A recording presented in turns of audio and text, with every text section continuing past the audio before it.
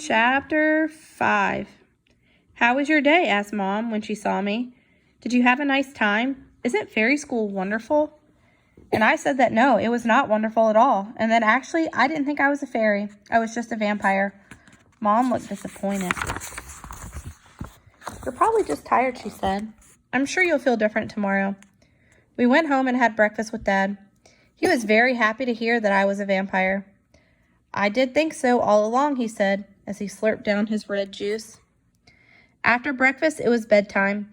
I was so tired from my day at fairy school that I didn't even remember to brush my teeth. I just snuggled with Pink Rabbit under my starry quilt and fell asleep. When I woke up, it was morning, and the sun was streaming through my tower window. Come on, Pink Rabbit, I said, pushing him out of bed. It's vampire school tonight. I got dressed, and then we slid down the banister to the kitchen. Dad was just coming in from his nighttime flying. He was yawning and looking tired. Mom was busy picking apples off the tree in the kitchen. She was turning them into glasses of apple juice with her wand. I sat down on the table and started to butter my toast. Are you looking forward to vampire school tonight? Asked Dad hopefully. Oh, yes, I said. I think I'm going to like vampire school. Dad looked pleased. He yawned and glanced at the clock on the wall. Well, you'd better go back to bed after breakfast, he said. You must sleep all through the day so that you're nice and fresh for the evening, just like I do. I stared at him. But I just got out of bed, I said in astonishment. I'm not tired. You'll be tired at school if you don't sleep today, said Dad. Come on, finish your toast and go up to bed. So I finished my toast, but very slowly. And then I walked up the stairs to my room. Very slowly. And then I got back into my pajamas. Very slowly. And then I sat in my bed and stared at the sun coming through the window. How on earth am I supposed to fall asleep now? It was a very bright day, and the birds were singing loudly outside. The human children on their way to school were being noisy, too. After a few minutes, I got up and tried to block out the light with my quilt. It didn't really work.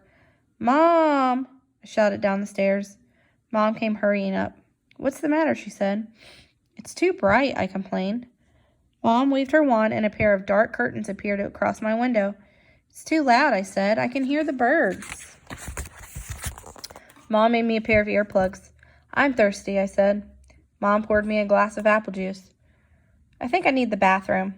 Well, you'd better go then, sighed Mom. By the time it was evening, I had not slept a wink, but I had drunk 13 glasses of apple juice and been to the bathroom too many times to count. I suddenly felt very tired. I could hardly keep my eyes open, nor could Pink Rabbit. We're very sleepy, I told Dad. Maybe we should just go to bed. Nonsense, said Dad. You've been asleep all day. Once you see how exciting vampire school is, you won't want to go to bed. Chapter 6. Vampire School. Teacher, Countess Darkfang. Likes, twirly handwriting, black bats, and slick back shiny hair. 10 p.m., Lesson 1, Flying in Formation. 11:30, break time, red juice. 1 a.m., Lesson 2, bat training. 3 a.m., lunchtime, tomato soup with tomato sandwiches and beetroot crisps. 4:30 a.m., Lesson 3, grooming. 7 a.m., home time. Vampire School was also on a hill, but it was not covered with flowers, and it was not built in the shape of a pink cupcake. It was a tall, black castle with bats flying around its spires and towers. Thunder and lightning cracked through the sky behind it. Pink Rabbit shivered, so I held his paw tight.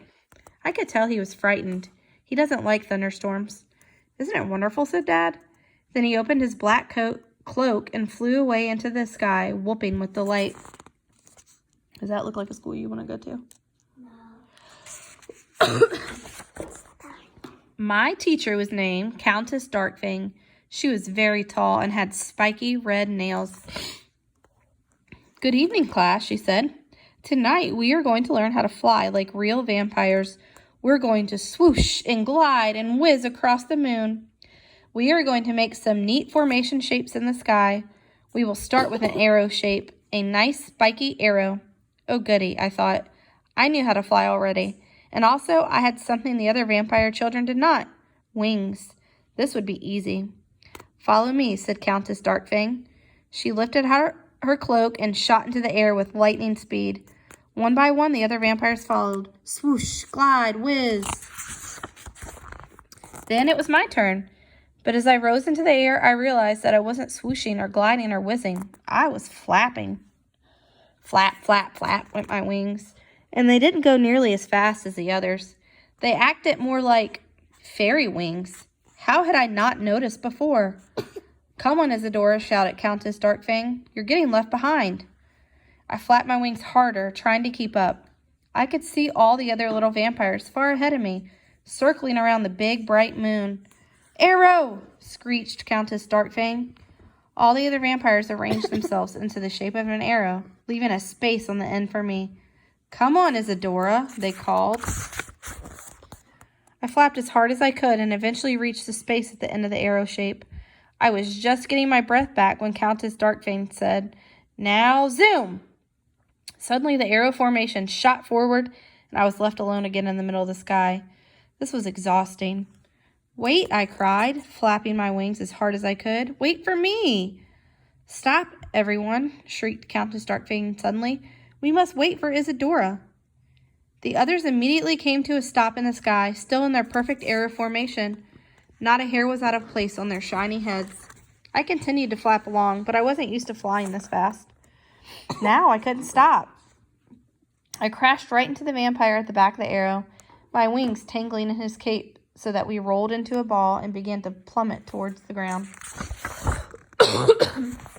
Help, I cried as we spun around and around, stars rushing past our eyes. Emergency! Screeched Countess Darkfang. She gathered her cape and shot down toward us. Luckily, vampires are very fast flyers. She grabbed onto my dress just before we hit the ground.